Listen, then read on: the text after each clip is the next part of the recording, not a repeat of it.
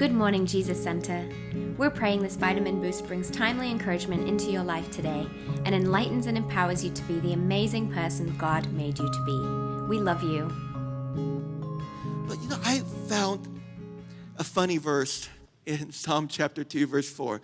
And here, the psalmist is saying that when people mock God and when people plot against God, God is enthroned in heaven and he just laughs.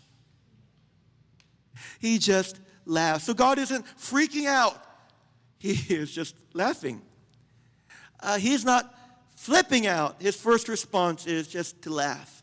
And I think he can laugh when there's opposition because he knows how the story ends.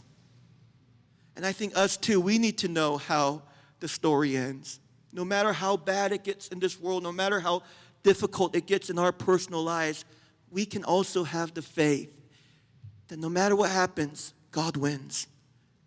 And everything will be okay. Everything will be okay eventually in time. And by the way, if God can laugh, so can we. So can we. Jesus taught us that childlikeness is the key to the kingdom of God. Kids can teach us about what kingdom living is about.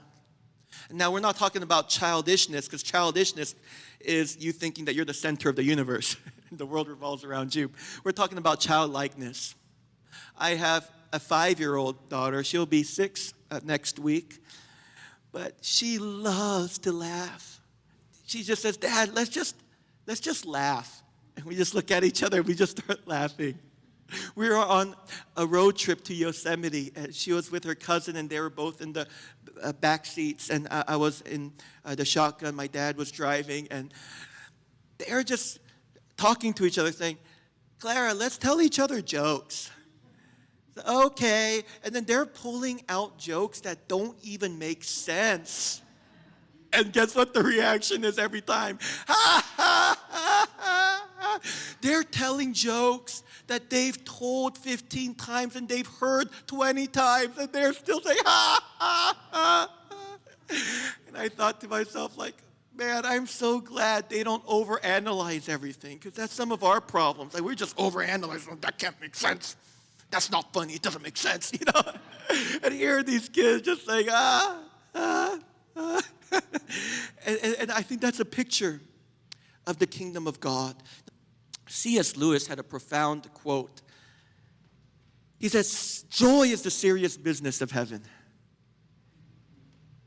Joy is the serious business of heaven. To all those who are serious, joy is the serious business of heaven. I have a few questions for you. If you're about to play a basketball game and you want to practice for the game, what do? Maybe you shoot, yeah. Maybe you dribble. You do all the things that you'll have to do when you get to the game. Or how about for some of us taking big exams? How do you practice for the exam? You work through potential questions that will be on the exam. So I got a question for you. How do we really prepare and practice for heaven? How do we prepare and practice for heaven?